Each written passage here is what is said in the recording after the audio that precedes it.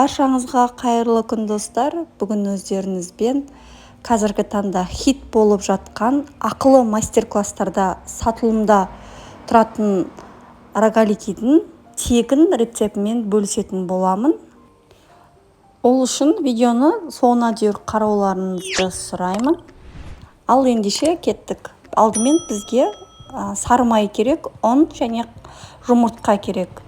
Бізде сары май жаңағы тоңазытқыштан шыққан қатты сары май болу керек. Алдын ала иленгіштен өткізілген ұнымыздың үстінен сары майымызды үккіштің үлкен көзімен осылай жаңағы өткізіп аламыз, және ұнмен екі қолымызбен орысша айтқанда крошка жасаймыз. Осы ұн мен сары майымыздың енді үстінен үлкендеу бір жұмыртқамызды жарамыз. Қолымызбен осылай мұжып жаңағы ары-бері илеген кезде әдемі жұмсақ қамыр шығады.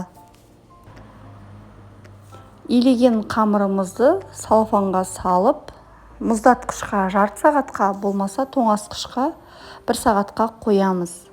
Онда мен мұздатқышқа жарты сағатқа қойып алдым. Осылай қамырым әдемі өз-өзін ұстап тұратындай қамыр болды. Осыны 4 бөлікке бөлеміз, және қолыммен осылай дөңгелетіп ықшамдап алдым да 3 бөлікті тоңазытқышқа салып қойдым, және 1 бөлігін алып видеодағындай етіп дөңгелектеп жаямын.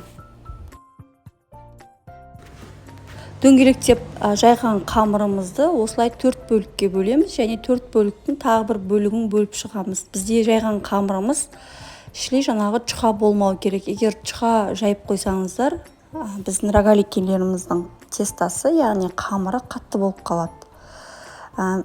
Ортасына осылай қалаған жаңағы начинкаларын салсаңыздар болады, салмасын. Менде мұнда жаңағы таңқурай джемі дүкенде сатылады. Және екінші жаңағы қамырыма бағанағындай етіп дөңгелектеп 8 бөлікке бөлеміз.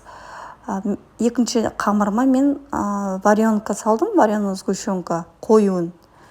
Видеодағындай етіп осылай орап шығам.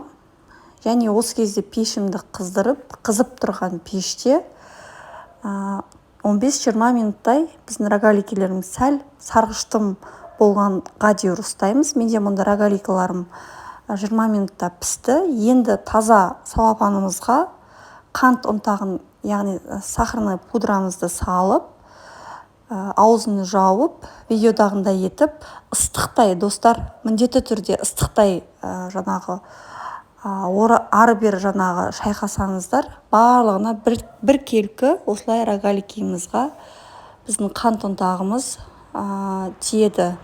Сонда рогаликиміз тәтті болады.